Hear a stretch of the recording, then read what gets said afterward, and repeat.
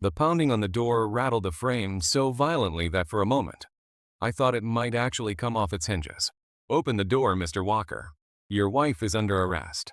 The voice was deep, official, and too loud for this quiet street. It was early, soft morning light spilling through the curtains.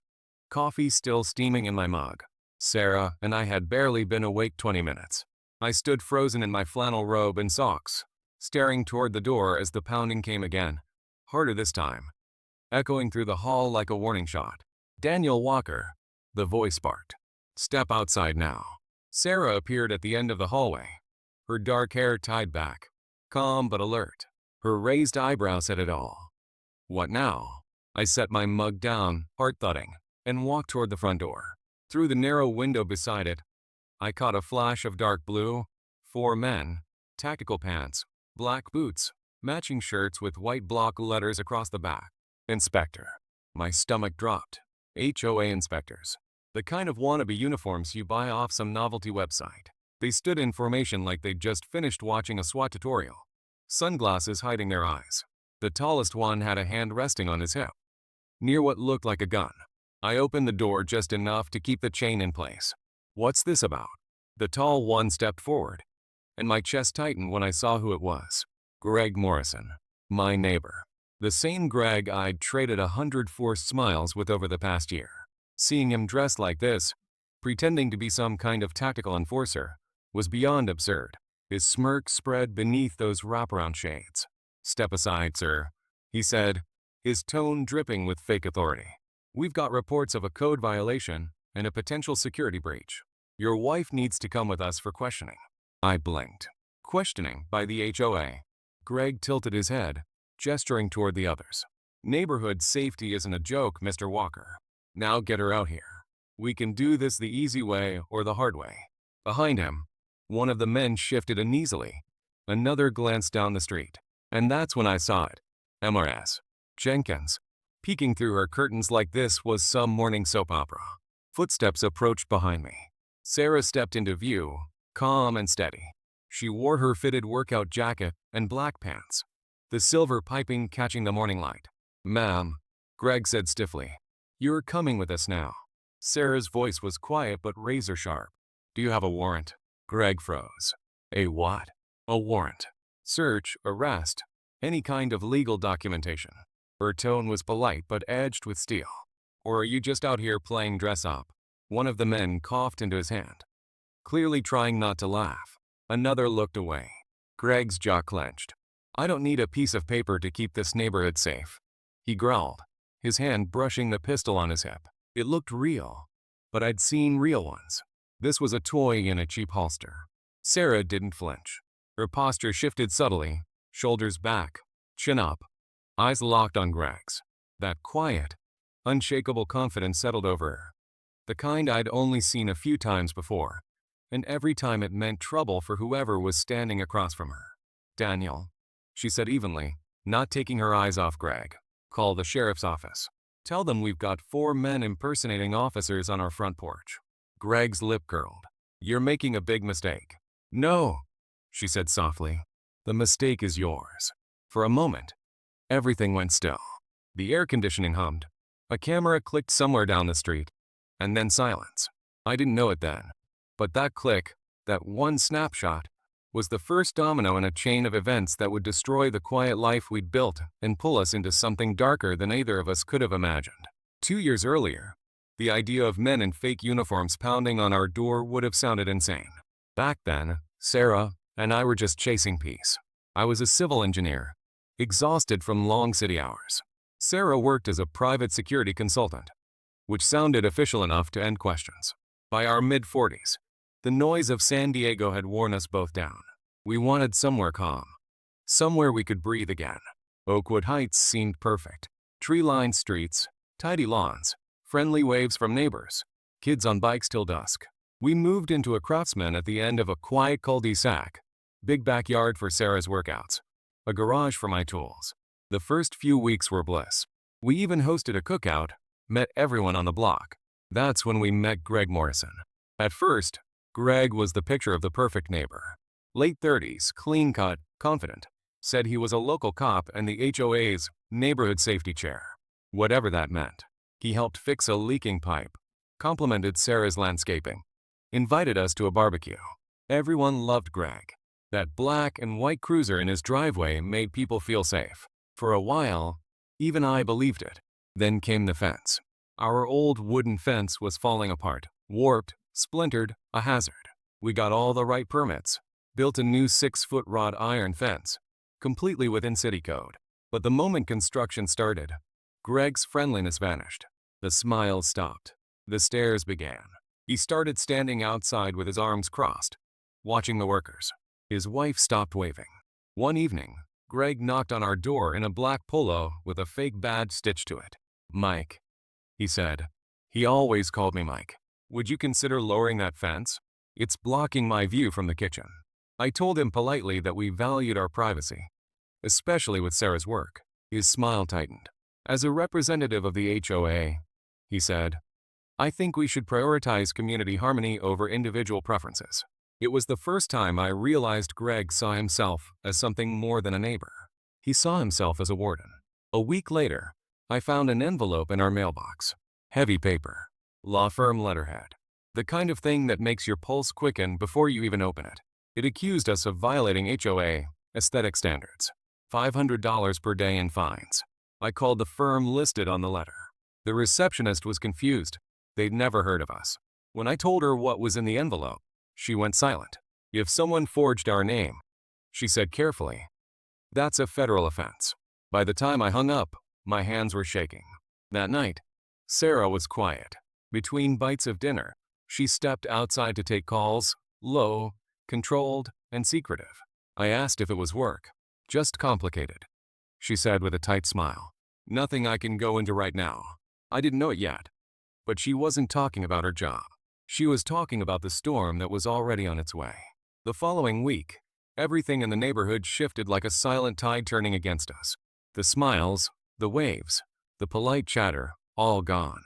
Mrs. Patterson, the sweet old lady who once brought over cookies, now turned her head the moment she saw us. Then came the notes, folded neatly, tucked under windshield wipers, slipped into the mailbox, wedged into our front door frame. They were polite, almost too polite. "We'd appreciate it if you'd work with the community for everyone's benefit."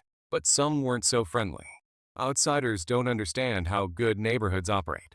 Different paper, different handwriting, but the same venom behind every word. Sarah noticed everything. She always did. She started spending more time in the backyard, pacing slowly, talking on the phone in what I can only describe as tactical language. Calm, measured, deliberate. It wasn't military jargon, but it had that same clip precision. That's when I started to see her differently. The little things I'd ignored before. The way she always chose a restaurant seat with a view of all the exits. The way her movements were smooth, economical, always under control. She wasn't just cautious. She was trained. Greg wasn't satisfied with whispers and rumors. He wanted a spectacle. So one Saturday afternoon, he held what he called an emergency HOA meeting right on the sidewalk in front of our house. About 20 neighbors showed up, all standing awkwardly while Greg sat behind a folding table with a big printed sign propped against it. Neighborhood security chairman. He stood up and gestured toward our unfinished fence like it was evidence in a criminal trial. "As you can see," he said loudly, "the Walker family has refused to comply with community standards. A fence this high could hide all kinds of suspicious activities." A few people nodded. Some exchanged uneasy glances. Then Greg dropped the real bomb. "I've conducted a background investigation on our new neighbors," he said, raising his voice just enough for everyone to hear. "Sarah Walker works at a classified facility, and her job description is marked confidential. For all we know, they could be a threat to national security." The crowd murmured. A few people actually stepped back, as if the air around our house had suddenly turned toxic. I stood at the window beside Sarah, my fist tight. "He can't do that," I hissed. "Oh, he can," she said quietly, eyes steady on Greg. "But he just made the biggest mistake of his life." Her tone didn't rise. It didn't need to. There was something in her eyes, calm, cold, calculating, that made my stomach twist. After that, Oakwood Heights turned hostile fast. Conversation stopped when we approached. Smiles vanished. People we chatted with just a week before now pretended not to hear us. I grew up in small-town America. I knew what it looked like when gossip started to bloom. But Greg wasn't just gossiping. He was running a full-blown campaign. One afternoon, I saw him in his driveway talking to Mr. Callahan from 3 houses down. The moment I stepped outside, their conversation died mid-sentence. Greg said something low, clapped Callahan on the shoulder, and Callahan walked away without even looking at me. Then the notes started again, same message, same fake politeness. Maybe if you lower the fence, we can all get along. Each written by a different hand. Sarah gathered them up one by one, sealing each in a Ziploc bag and labeling them. She didn't say a word while she worked, just placed the growing stack into a box already half full. That was the soft intimidation. Then came the hard push. Late one Wednesday, around 9, I heard voices outside. Not casual conversation, but purposeful tones. When I peeked through the blinds, I saw Greg with 2 men I didn't recognize. They were pointing toward our house, gesturing like they were planning something. The next evening, right after dinner, there was a knock.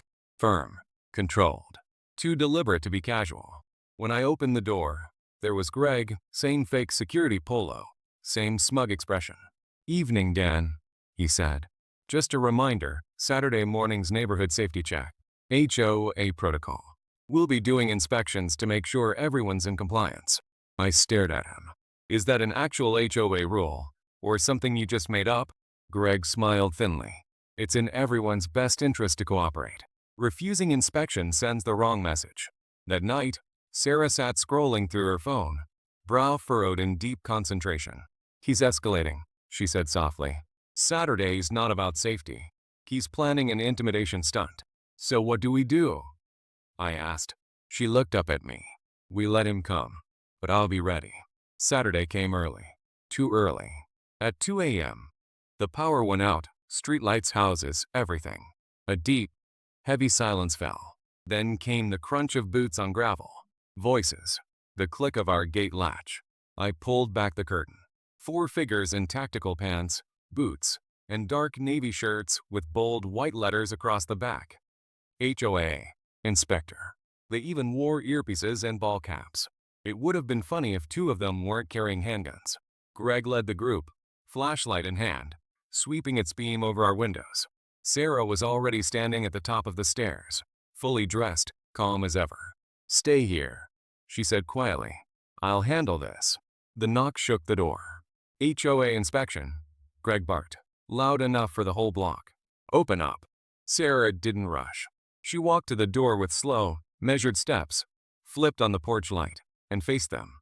4 men in matching shirts, 2 clipboards, 1 mag light. Greg front and center, hand resting casually on his pistol. Sarah unlocked the door, cracked it just enough.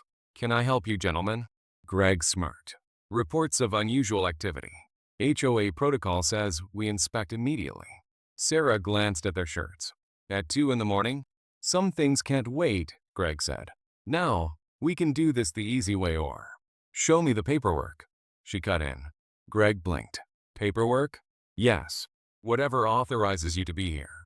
A warrant, an inspection order, something with an actual signature." One of the men behind him shifted nervously. "Oh, Greg." "Quiet," Greg snapped. "I don't need to show you anything. I'm law enforcement. This is my jurisdiction." Sarah tilted her head slightly, eyes narrowing. "Your jurisdiction?" "That's right. I've been keeping this neighborhood safe long before you moved in." Sarah stepped forward, the porch light catching a small silver pin on her jacket collar. "You're on my property at 2 a.m. armed, impersonating an officer, and trespassing. That's a long list of problems, Greg." His eyes flicked to the pin, then back to her face. "Don't try to intimidate me." "I'm not trying," she said evenly. "This is me being polite." The silence between them was thick. The men behind Greg were fidgeting now, glancing at each other. Sarah didn't move, didn't blink. "Step aside, Sarah," Greg said finally. "I need to make sure there's nothing dangerous here." "Greg," she said, voice low and calm. "If you step over that line, you'll be leaving in the back of a real police cruiser." Greg hesitated. His jaw flexed. Then Sarah turned slightly toward me. "Daniel, call the sheriff's office. Tell them we have armed individuals impersonating inspectors at our door." Ask for the duty sergeant. Greg's face went red. You're making a mistake. No, she said softly. The mistake is yours. For a second, I thought he might actually draw, but one of his men stepped forward, whispered something to him, and finally, Greg backed away. This isn't over, he hissed. You're right, Sarah said. Next time, bring the real law with you. They melted into the darkness, and 5 minutes later, the power came back. Sarah didn't move until the last flashlight glow disappeared down the street. I looked at her, heart still pounding. Who are you? I asked. She didn't answer. Not yet. But I knew, when she finally did, nothing about our quiet suburban life would ever look the same again. I'd been asking myself questions about Sarah for weeks, but hearing her bring it up caught me off guard. What does that have to do with Greg showing up here in the middle of the night? I asked. Everything, she said simply. Steam curled from the kettle behind her as she stood there, steady and composed, her palms flat against the counter. Then she looked me square in the eye and said, My name is Sarah Walker. I'm the elected sheriff of this county. For a moment, the world seemed to stop. Sheriff. I blinked, sure I'd misheard her, but she nodded. 15 years in law enforcement, 10 of those in the sheriff's office. I was elected last year. I just stood there, staring, while the kettle began to whistle softly in the background. I didn't tell you, she continued, because I wanted us to have a normal life here. But after tonight, normal is gone. I exhaled, trying to process. I thought you worked in private security. That's what I let people think, she said. When you hold this position, you make enemies. Some with power, money, and very long memories. It's safer if they don't know where I live. Her tone changed when I mentioned Greg. He's dangerous, she said flatly. Not just a nosy neighbor. What he did tonight, armed trespass, impersonating law enforcement, those are felonies. I could have had all 4 of them on the ground in zip ties before the power came back on. She said it calmly, almost like she was stating a weather report. Then why didn't you? I asked. Because I wanted to see what he'd do next. Now I know he's willing to escalate, which means he'll make a mistake. One I can use. She poured 2 mugs of tea, slid one toward me, then pulled a small digital recorder from her jacket pocket. I had this running the whole time. Every word he said tonight is on here. That's when it hit me. She hadn't been caught off guard at all. She'd been prepared. What's his deal, Sarah? What's he really after? She leaned back, her voice steady. People like him don't just harass neighbors for fun. There's something bigger behind this. And now, a small, dangerous smile. Now he's my case. The next morning, Sarah was already working when I came downstairs. Laptop open, coffee untouched, eyes locked on the screen. Greg Morrison doesn't exist, she said without looking up. Not in county records, not in state law enforcement, nowhere. What do you mean he doesn't exist? He's not a sworn officer, not even a registered security guard. The name's fake. She typed faster, pulling up another restricted database. A few keystrokes later, her screen filled with results. Gregory Mitchell, she said. 3 prior arrests, 2 for impersonating an officer, 1 for harassment. Fired from multiple security jobs. Civil suits for intimidation and stalking. My stomach sank. And now he's here. She nodded grimly. He moves from state to state, builds trust, gains influence, then uses it to take over HOAs. It's not about fences.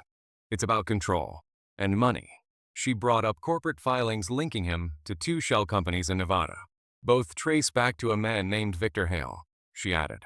Used to run property scams targeting military families. Greg's his enforcer. I rubbed my temples. So what now? Now, she said, opening a small black case. We gather evidence. Inside were 3 miniature surveillance cameras. 2 outside, 1 inside. Motion activated, night vision audio. I blinked. You just had these lying around. Her look said everything. By mid-afternoon, the cameras were installed, 1 hidden in the maple tree, 1 under the garage eave, 1 inside aimed at the front door. That evening, Sarah laid out the plan. We let Greg think he's winning. We don't react to his stunts. But when he overreaches, we'll have it on tape. Her tone was calm, but her eyes gleamed with quiet anticipation. Greg Mitchell had no idea he was walking into a trap. The next morning, Sarah baited the hook. She posted in the HOA chat. Heads up everyone. We've been asked to temporarily store equipment for a county training exercise. Nothing to worry about, but deliveries may come late at night. It sounded official, vague, and perfectly suspicious. By noon, the bait was taken. Greg was pacing outside, phone to his ear, watching our house like a hawk. That evening, Sarah made sure he saw her, accidentally, leave a document open on her laptop near the front window. The heading read Tactical Training Inventory. Isn't this a little theatrical? I asked. She smiled faintly. Theatrical works on people who need a story to justify their actions. Sure enough, the next morning, our camera caught Greg sneaking onto our lawn at sunrise, snapping photos of her laptop through the window. Step 1 complete, she said, labeling the footage. Later that night, she called someone named Rodriguez, a retired FBI agent. Your guy's still active, he confirmed. The name's Victor Hale. Been moving property through straw buyers for years. Mitchell's one of his muscle men. Sarah jotted notes. Can we tie them together legally? Not yet, Rodriguez said. Get me proof he's acting under false authority tied to Hale's companies, and we can build a federal case. The next day, she drafted a fake memo about high-value asset relocation and left it in our unlocked mailbox. By sunset, it was gone. The cameras caught Greg passing it to a man in a silver SUV. Sarah zoomed in on the license plate and smiled. That's Hale's car, she said. He's here. That evening, she posted again in the HOA chat, reminding everyone about the classified delivery. Within minutes, our cameras caught Greg pacing on his driveway again. Phone pressed to his ear. We'll get them out before the delivery date, he said. Sarah muted the clip and gave me a knowing look. He just wrote his own ending, she said. Over dinner, I asked. What if they realize you're baiting them? She gave a small, razor-edged smile. Then we moved to step 3. What's step 3? Public exposure. The kind you don't come back from. I didn't ask more. I didn't have to. Greg thought he was orchestrating control, but Sarah had turned the entire board against him.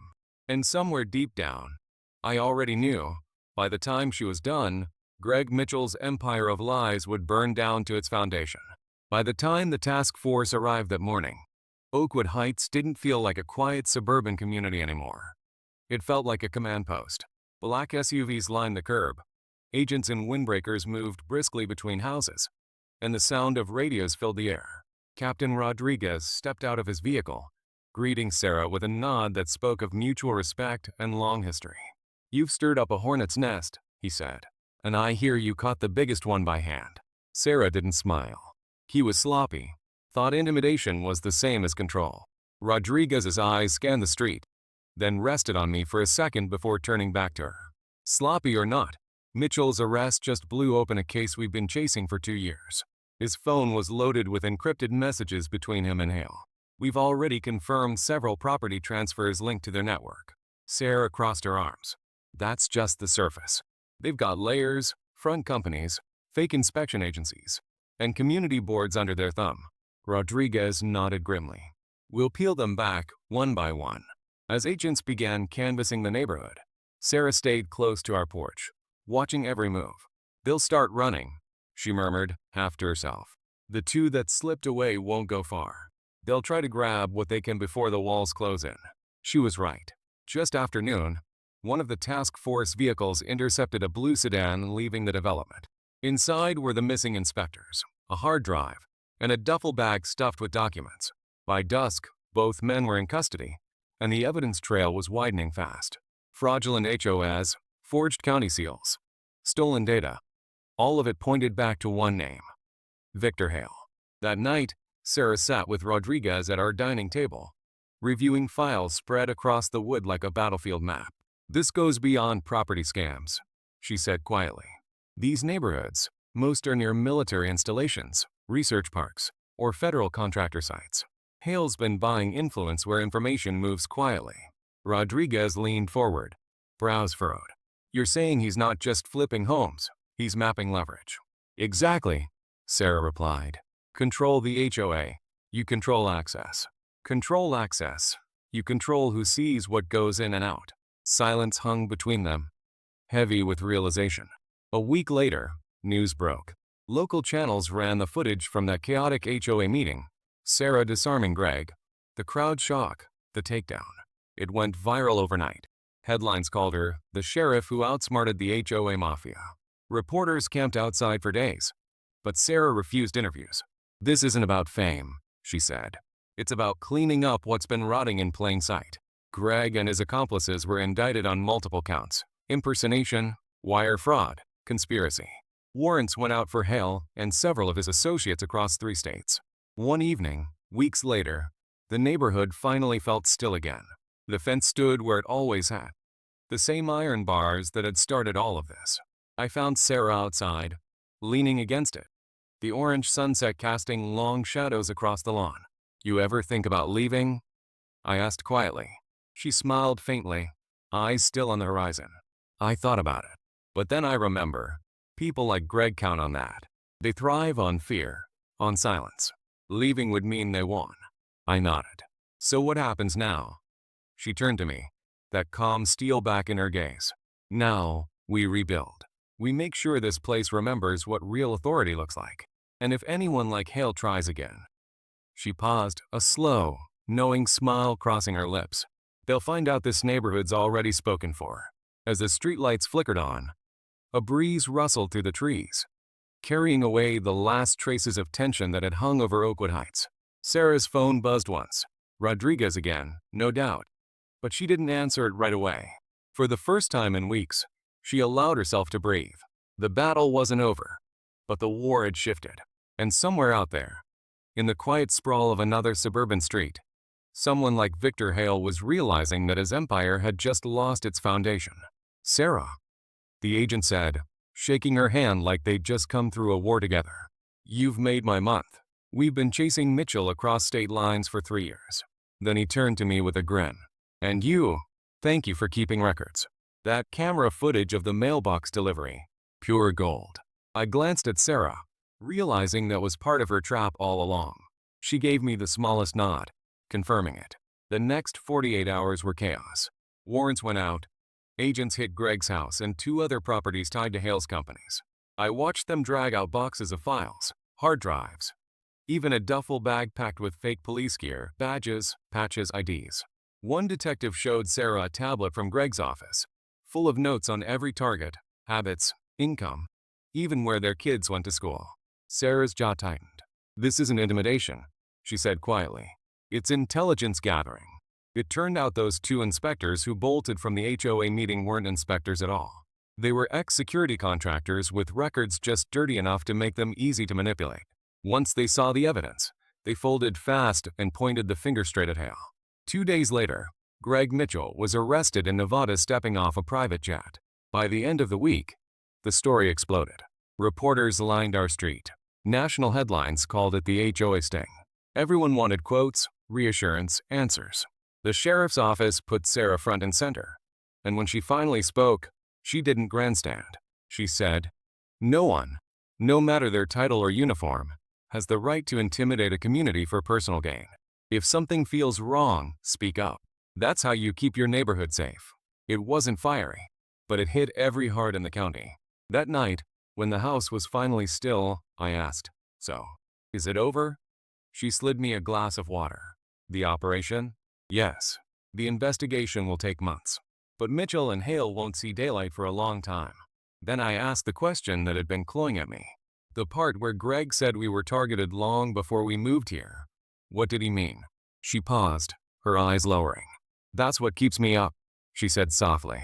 "If this was just about a fence, he never would have pushed so hard. Somebody wanted us gone specifically. I wanted to ask who, but the look in her eyes told me she either didn't know or didn't want to say. 6 weeks later, Oakwood Heights felt like a new place. The tension that had poisoned the air for months was gone. Neighbors waved again, chatted by mailboxes, let their kids play outside without glancing over their shoulders. The new HOA board met at the community center instead of front lawns. They introduced open finances, rotating leadership, and one unbreakable rule. No one could hold any position involving security without real law enforcement credentials. It wasn't just a rule. It was a scar turned into armor. Sarah refused every leadership nomination. "Real leadership," she told the crowd, "isn't about holding power. It's about giving it back to the people." The room erupted. That line ended up printed on flyers for our first Unity Day barbecue. She did agree, though, to run a monthly safety class. 20 people came the first time, 40 the second. By the third, we had to move it to the high school gym. It wasn't just self-defense. She taught awareness, how to spot fake authority, how to document suspicious behavior so cops could actually act on it. Don't be paranoid, she'd say, but don't be passive either.